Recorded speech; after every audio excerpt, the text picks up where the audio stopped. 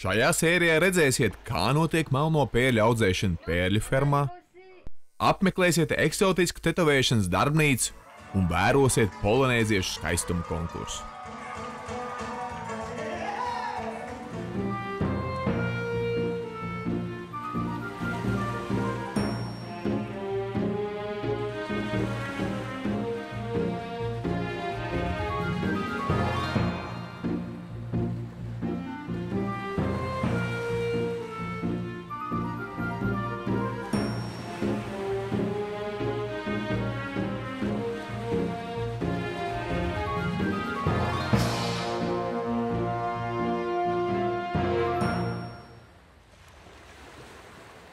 Jahta Milda bija noburājusi 800 jūdžu pa Franču Polinēziju.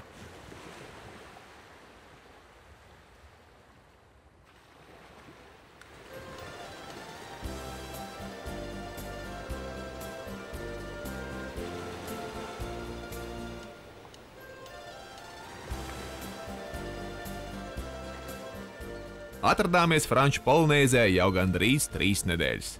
Pārbrauciens starp saliņām nebija ilgi. Mūs izklaidēja dārgās cenas un bezrūpīgā dzīve. Bet arī vienmuļu un monotonu darbību var nogurdināt.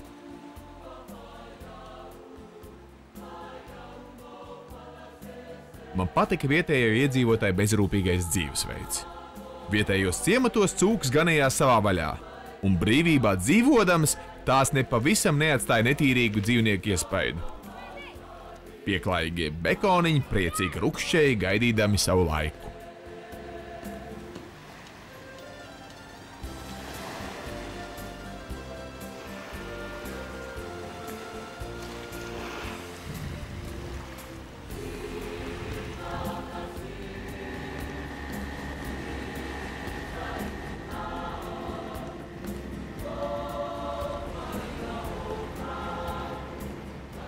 Ciematos valdīja pārpilnība, jo patstāvīgie tūristi deva iespēju vietējiem labi nopelnīt, pirkdami suvenīrus par bargu naudu. Viens no lielākajiem peļņas avotiem šejieniešiem ir melno pērļu tirzniecība. Rangerovā mums bija iespēja laiviņu doties uz vietējo pērļu audzētavu.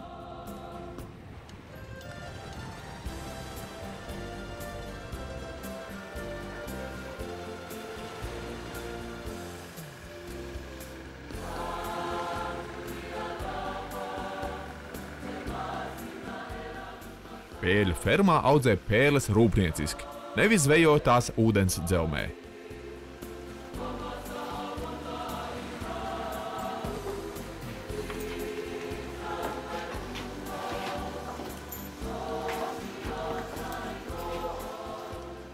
Ar šo tehnoloģiju polinēzieši esot iepazīstinājuši Japāņu pērļu audzētāji, un pērļu audzēšanas aptuvenā norise ir šāda.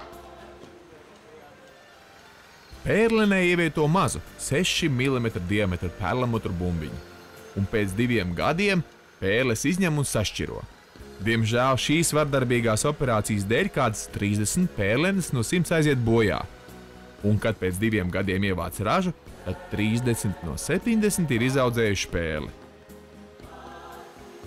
Beigās tikai 15. daļa no izaudzētajām pērlēm ir kvalificējamas kā pirmās šķiras pērles. Tās ir aptuveni 14 mm diametrā un vairumtirdzniecībā uz salas maksā līdz $50 gabalā.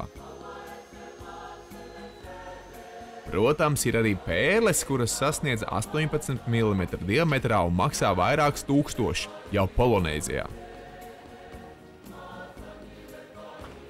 Otrā šķira ir mazāks, līdz 10 mm, bet arī pilnīgi apaļs. Trešā šķira ir ovāls, vai ar kādu mazu plankumiņu, vai arī kādu kakliņu izaugumu. Tomēr arī skaistas, tumši pelēkā perlamuta krāsā.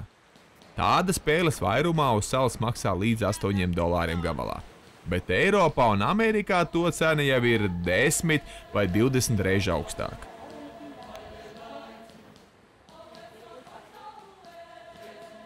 Protams, šis apraksts ir stipri vienkāršots. Veikalā pārdevējs par vienu pērli un tās labo kvalitāti, kā arī par vērtēšanas standartiem, var stāstīt vismaz stundu. Pērļu tirdzniecības vietās, protams, tiek izsniegts certifikāts, jo, ja darījums ir noticis nelegāli, muitas inspektori pērles var konfiscēt.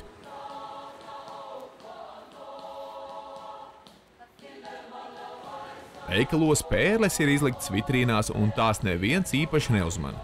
Eiropā tik dārgas juvelieru izstrādājums apsargātu ar ieročiem rokās, bet uz salas omulīgas polinēzietis savā starpā tērzējot piedāvā preci vairāku $10,000 vērtībā. Labsirdīgie franču pārdevēji zina stāstīt, cik labs būs ieguvums iegādājoties šīs preces tieši šeit, nevis Francijā vai Amerikā.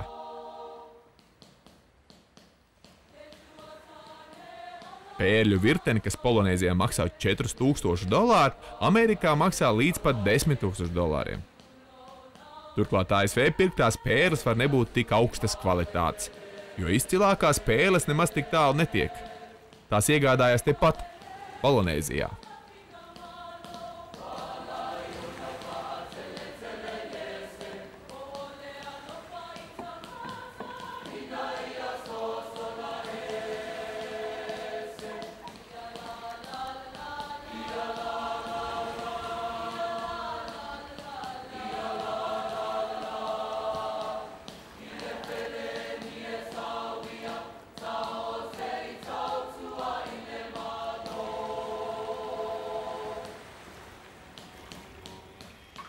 Cilvēki likās labsirdīgi un pieticīgi. Es ar savu sabojāto eiropiešu uztveri nekādīgi nevarēju saprast, kāpēc cilvēki, kas pelna, pārdod pērles un ir ļoti turīgi, neuzbūvē sev modernas mājas ar visām ekstrām.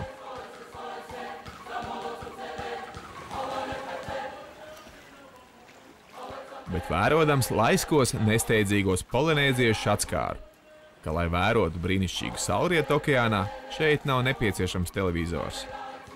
Bet spirts vējš pūš arī bez kondicionētāja. Cilvēki šeit, kad vēlās, tad zvejo, kad nevēlos, nezvejo. Kad vēlās, strādā, kad vēlās, nestrādā. Kad vēlās, priecājās un kad vēlās arī dzied. Šeit ļaudis mīl dzīvi, kāda tā tiem ir.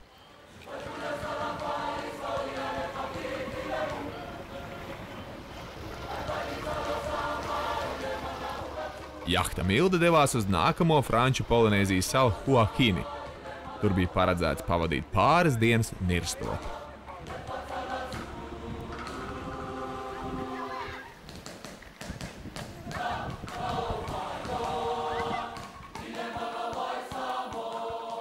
Jahta piestāja tieši salas administratīvajā centrā, blakus lielveikalam. Ja tā var nosaukt 100 kvadrātmetrus lielu telpu. Veikalā svaigs izskatījās tikai alkohols.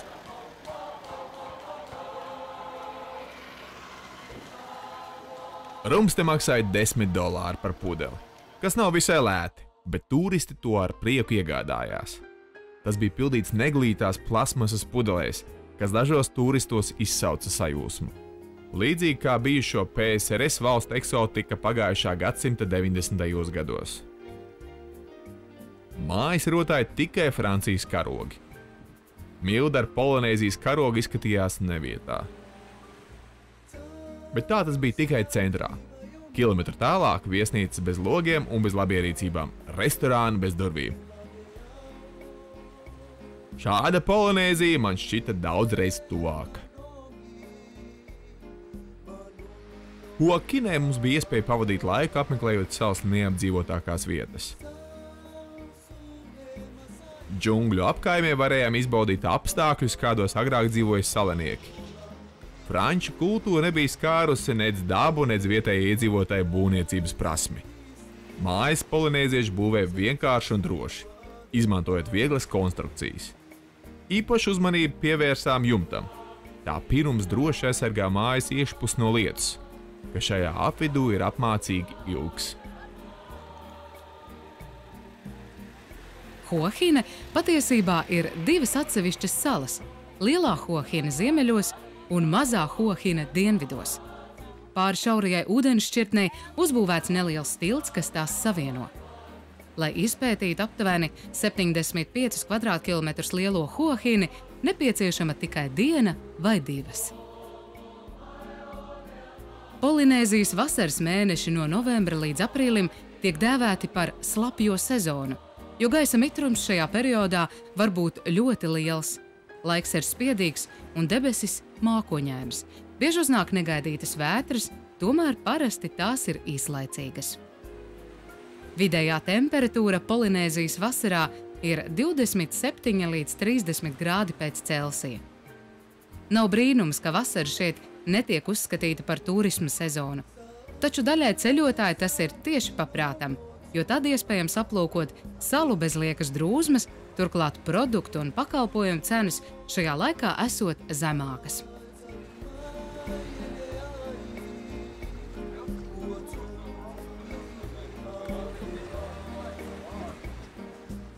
Savukārt Polinēzijas ziemas mēneši no māja līdz oktobrim ir sausā sezona, kad šeit notiek daudzi festivāli un turisti pulcējas, lai nodarbotos ar zemūdens niršanu vai vienkārši izbaudītu atvaļinājumus.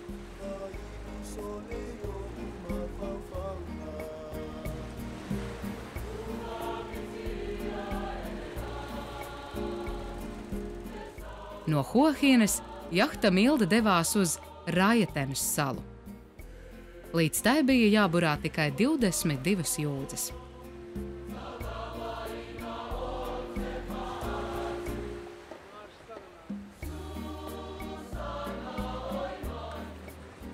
Pieturējām pašā pilsētas centrā. Gaidījām, kad ekspedīcijas vadītājs norunās, kur varam stāvēt. Pa to laiku vērojam, kā zvejnieks cīnās ar savu lomu.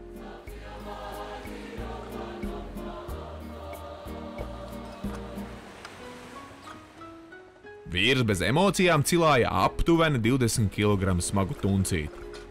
Pārreikinājām, cik polinēziešu tuņšu salātu varētu izgatavot no šīs zivtiņas. Uj!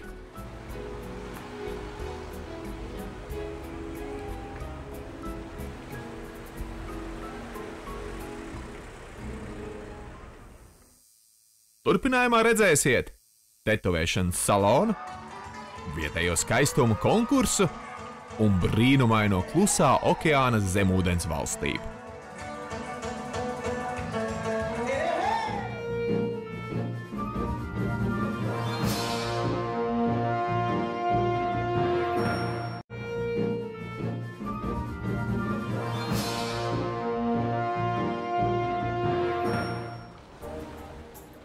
Jahta Milda stāvēja piestātnē pie Rajatenes salas.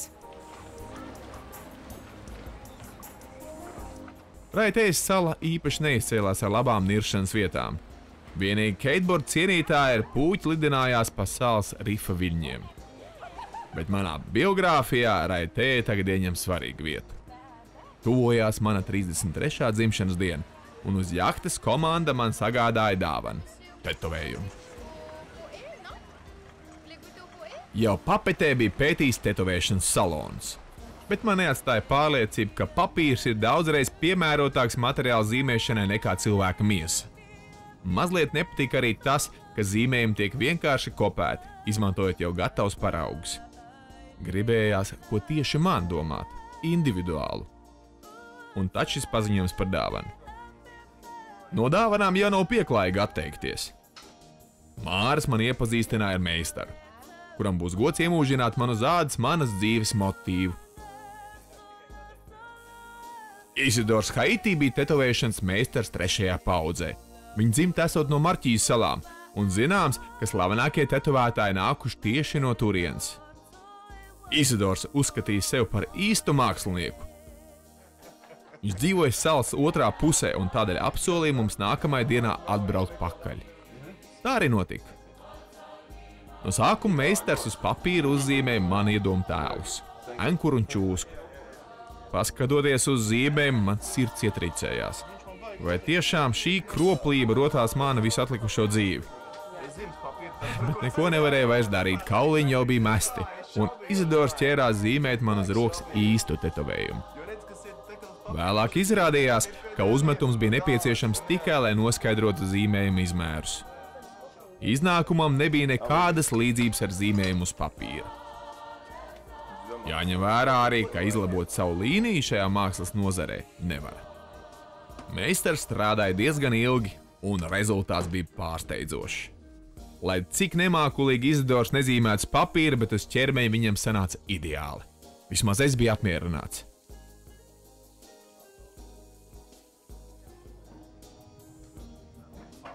Ar izcilu tetovējumu rotāts jauneklis var doties arī uz kādu svinīgāku pasākumu. Sagadījās, ka tieši šajās dienās Raietejā notika vietējais skaistuma konkurss. Nolēmām doties un pavērot, cik skaistas tad ir tās polinēzietes. Izskatījās, ka mūsu klātbūtne nebija īpaši vēlama. Vietējie iedzīvotāji ar zināmu netīksmi vēroja, kā mēs iemūžinām video lentā viņu skaistumus. Paši pie galdiem sasēduši dzēra burbuļūdeņus un ar ovācijām sagaidīja visas pretendentes. Konkurss norisinājās ātri, un man pat ir pamats domāt, ka uzvarētāji bija zinām jau iepriekš. Visām meitenēm beigās bija jādejo ar žūrijas locekļiem, kas šķiet bija ar šī pasākuma sponsori.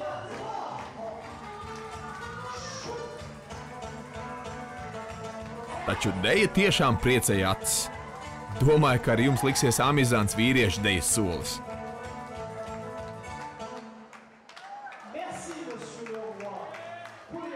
Ja grib iemācīties dejot kā Polinēzijā, jāvingrinās nevienu stundu vien. Bet tas nebija priekš mums.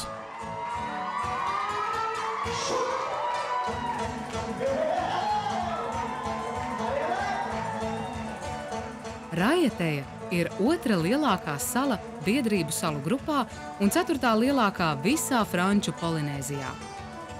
Kaut gan blakus esošā Taitī sala, kas ir reģiona ekonomiskais un politiskais centrs, mūsdienās ir aizēnojusi Raieteju.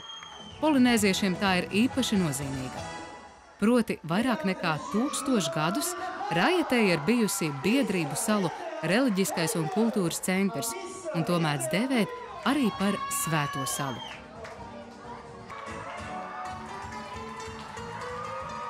No rīta Milda devās uz 27 jūdžu attālo Bora Bora salu.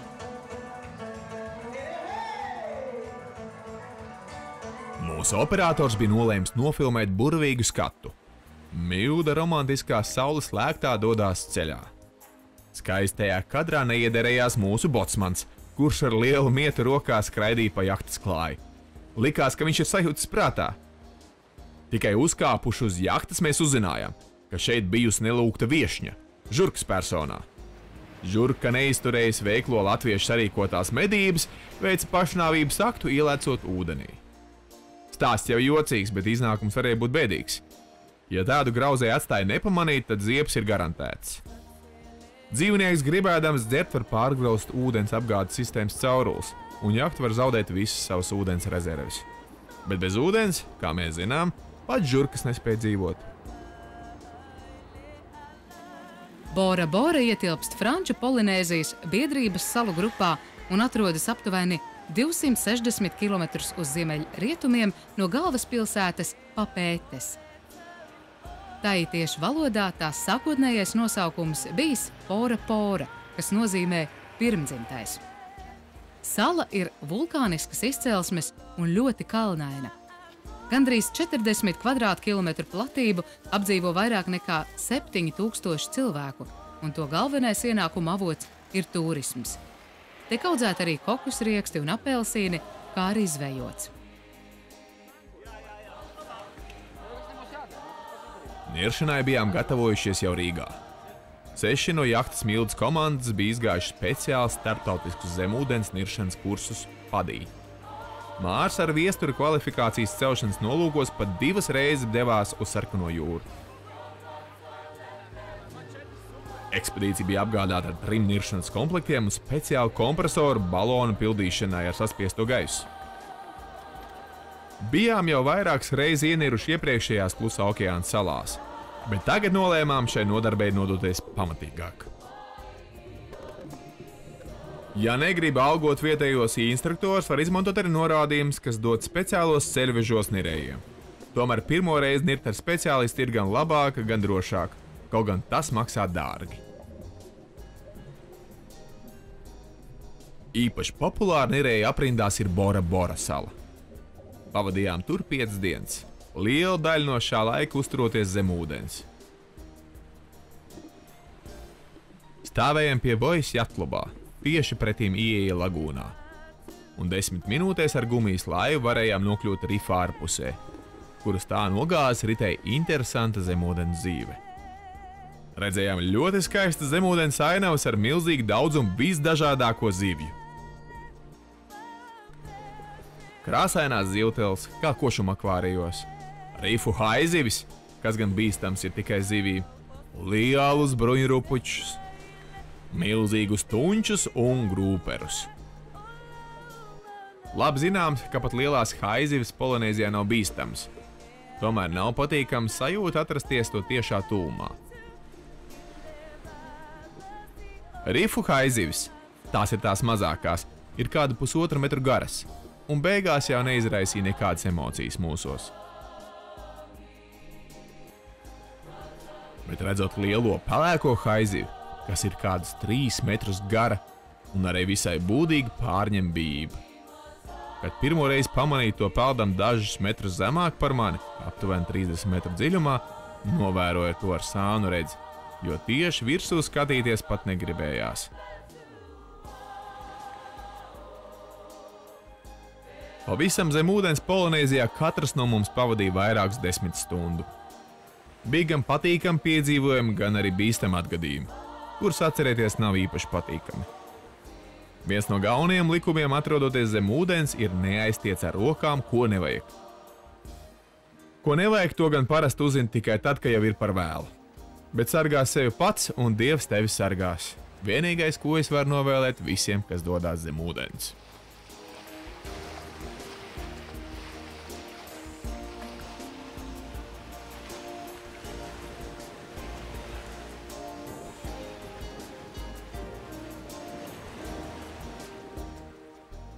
Lielākais klusā okeāna atklājums nebija vismelnās pērles, bet gan pārējā. Katrā okeānijas valstī šo drēbi gabalu, kas atgādina lakatu, sauc savādāk. Franču Polinēzijā tas bija pārējā. Lakats ir universāls, un to valkā gan sievietes, gan vīrieši. Nepierasti ir gan tas, ka vīrieši to lieto bikšu vietā. Bet, kad tu padzīvo 30 grādu tveicē, tu saproti, kāpēc te nav cieņā eiropeiskie šorti. Pārējā tiek darināti ļoti krāšņi. To krāsojums tiek veikts batikas tehnikā, izmantojot koku zarus, akmentiņus un visu citu, kas par rokai. Svētku gadījumos tiek lietoti vienkrāsaini pārējā. Arī policisti un ierēģi nesā vienkrāsainus klasiskus pārējā. Tomēr visos gadījumos ir ievērots viens princips. Tie ir praktiski un ērti.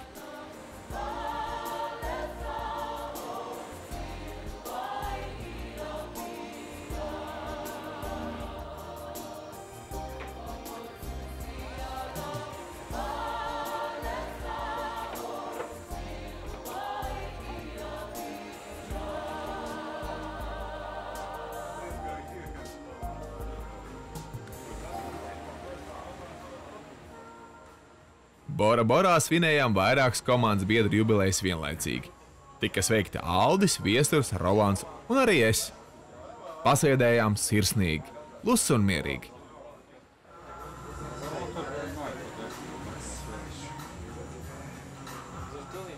Raksturīgi iezīme. Ja nav ciemiņi, nav arī pļāpāšanas un deju. Toties ir latviskais sveiks, lai dzīvo.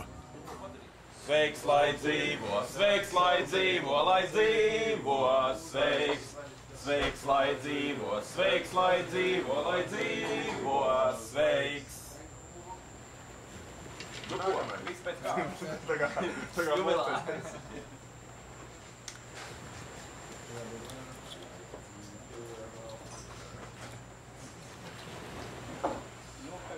Nu tad iedzeram.